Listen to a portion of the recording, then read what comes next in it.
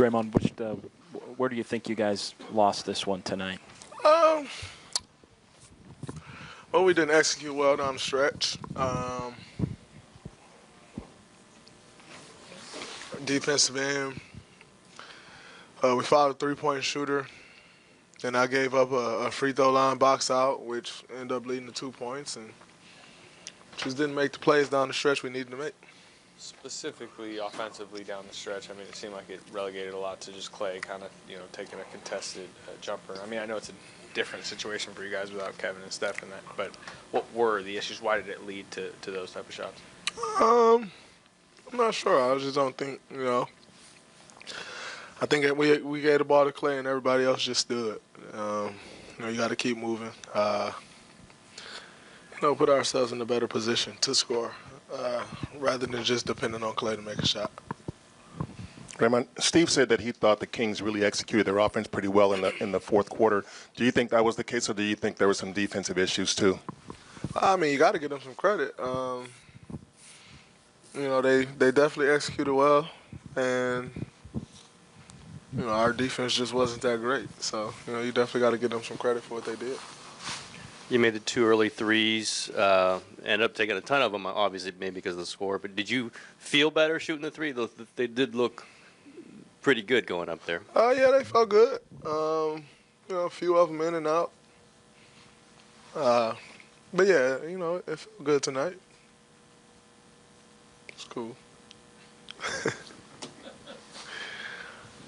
Did the offense run like it should without Steph and KD, or was it a little more forced than you might even have expected without those two guys in there? I mean, without those two guys, it's going to be tough. Tougher. That's 60 points or somewhere near it. And they draw so much attention, to where it's, the paint's kind of a little more closed down when they're not out there. There's, more attention on wherever the ball is, as opposed to when they're out there, wherever they are. They kind of had a defense on their heels. So, they definitely, were missed, but we still had our chances to win the game. We just didn't make plays down the stretch, offensively or defensively. You dreading this road trip at all? I think it's your longest of the year coming up. Not necessarily dreading it. It's part of the league. You get used to it. I think it's kind of tough when we just came off a 7-8 day trip, and you're here for 4 days, 3 games. Yeah, that's the tough part more so than necessarily the trip. You get to spend a little time with your kids, and then you're leaving for 11 days.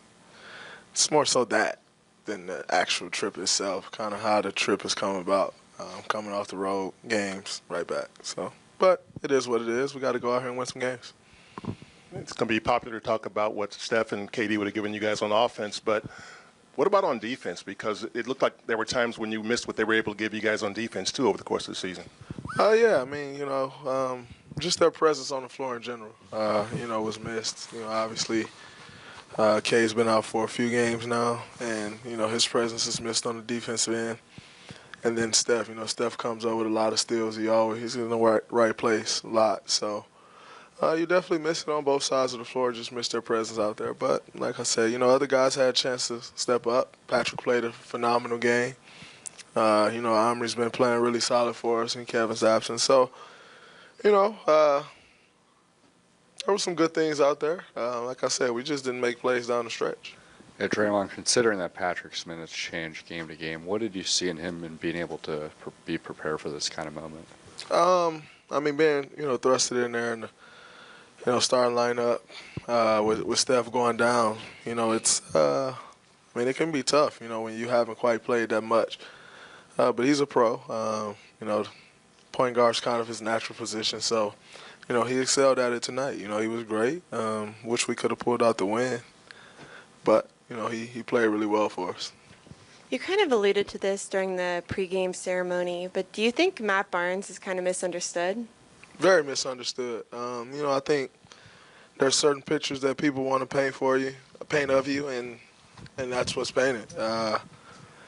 Matt has had his situations of where he fouled somebody hard, or, you know, something here or there, and I think a lot of people don't understand who he is. You know, he's kind of painted to be this, I don't know, whatever you want to call it.